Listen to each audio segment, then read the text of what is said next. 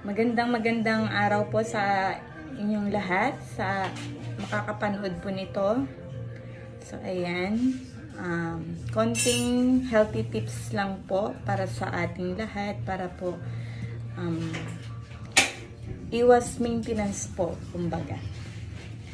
So, ayan. Tapos na po natin i-prepare ang ating mga ingredients po. May lemon tayo, then yung ating sibuyas, luya, at saka ang ating bawang. And then, meron po tayong nabili na pure na honey. Ayan, pure honey po. From Cotabato pa po ito, mga madam. Sir, madam. Ayan, from Cotabato pa siya.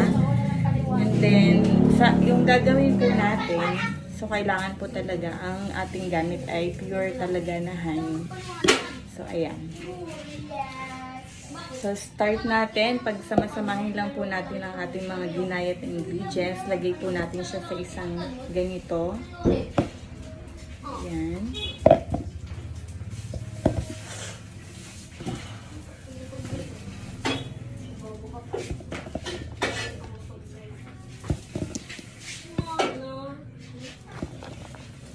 Yeah. So, ayan na siya. Ayan po. And then, lagyan po natin siya ng pure na honey. Pure na honey siya. Ayan. Ang ating pong honey ay inilagay ko muna siya sa freezer. O pwede rin nyo rin po siyang ilagay sa ref. Para ma-assure natin na siya ay pure. Ayan. So, mapapanood nyo po dun sa isang video ko kung paano natin i-test ang honey. Kung siya po ay pure na honey or hindi.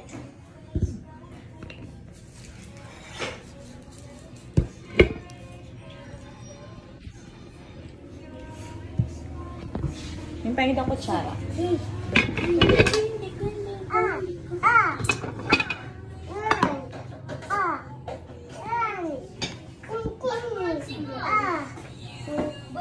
So, wait lang po. Haluin natin siya.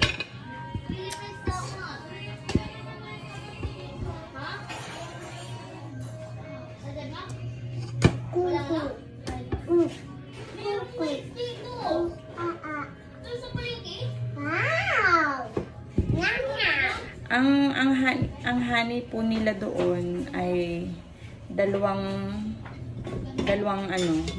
kulay.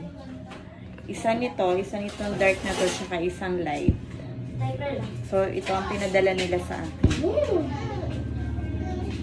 So, ganyan lang po. Haluin natin siya para yung ating honey ay ma-mix doon hanggang sa ilalim.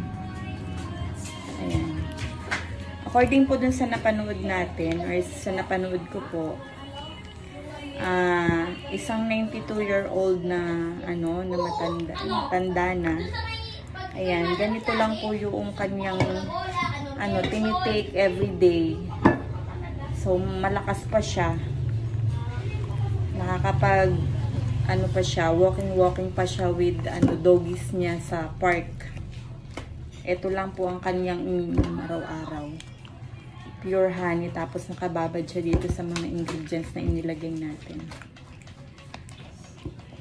Then, yung mga anak niya, mga senior citizen na rin, ganito rin po ang ginagamit. Hindi po sila nagme-maintenance ng gamot. Kahit po high blood, wala. So, wala naman pong masamang maniwala. So, kaya po nag-try tayo.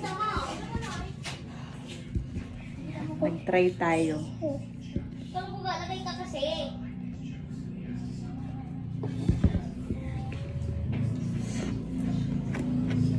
And then, after po natin itong malagyan, mix lang natin siya para siya.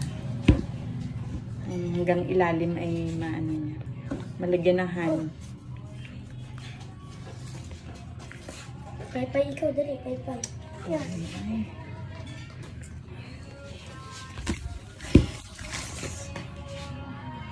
Ayan.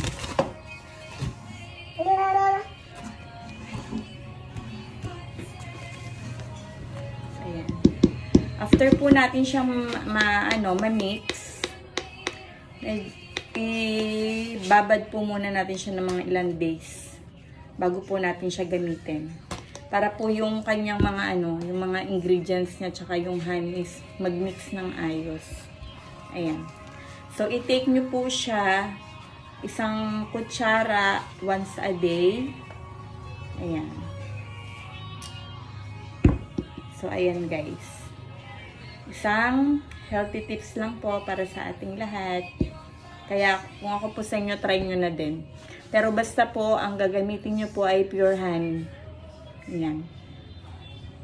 Thank you po for watching.